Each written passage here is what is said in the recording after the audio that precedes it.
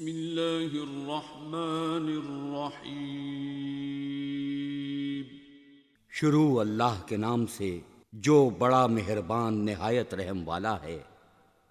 آپ صلی اللہ علیہ وسلم نے وحی کے رک جانے کے زمانے کے حالات بیان فرماتے ہوئے کہا کہ ایک روز میں چلا جا رہا تھا کہ اچانک میں نے آسمان کی طرف ایک آواز سنی اور میں نے اپنا سر آسمان کی طرف اٹھایا، کیا دیکھتا ہوں کہ وہی فرشتہ جو میرے پاس غار حرا میں آیا تھا، وہ آسمان و زمین کے بیچ میں ایک کرسی پر بیٹھا ہوا ہے۔ میں اس سے ڈر گیا اور گھر آنے پر میں نے پھر کمبل اوڑھنے کی خواہش ظاہر کی۔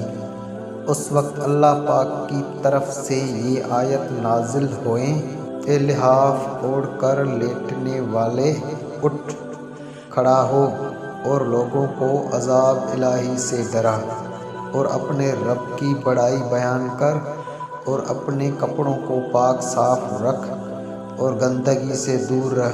اس کے بعد وہی تیزی کے ساتھ پے در پہ آنے لگی۔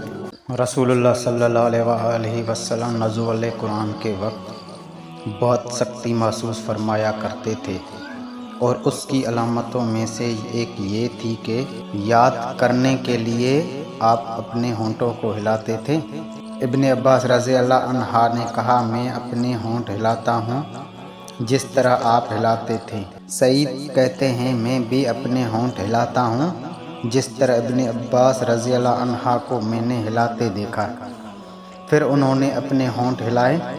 ابن عباس رضی اللہ عنہ نے کہا، پھر یہ آیت اتری کہ اے محمد، قرآن کو جلد جلد یاد کرنے کے لیے اپنی زبان نہ ہلاؤ، اس کا جمع کر دینا اور پڑھا دینا ہمارا ذمہ ہے۔ حضرت ابن عباس رضی اللہ عنہ کہتے ہیں، یعنی قرآن آپ صلی اللہ علیہ وسلم کے دل میں جمع دینا اور پڑھا دینا ہمارے ذمہ ہے۔ پھر جب ہم پڑھ چکیں تو اس پڑھے ہوئے کی ابتدا کرو۔ ابن عباس رضی اللہ عنہ فرماتے ہیں، اس کا مطلب یہ ہے کہ آپ اس کو خاموشی کے ساتھ سنتے رہو، اس کے بعد مطلب سمجھا دینا ہمارے ذمہ ہے۔ پھر یقیناً یہ ہماری ذمہ داری ہے کہ آپ اس کو پڑھو، یعنی اس کو محفوظ کر سکو۔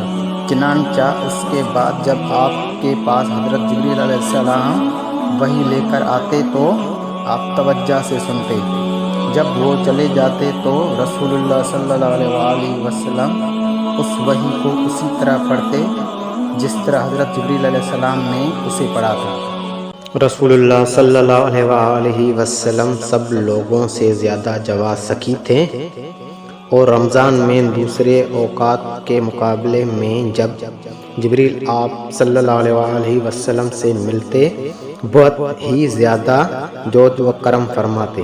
جبریل علیہ السلام رمضان کی ہر رات میں آپ صلی اللہ علیہ وسلم سے ملاقات کرتے اور آپ صلی اللہ علیہ وسلم کے ساتھ قرآن کا دورہ کرتے۔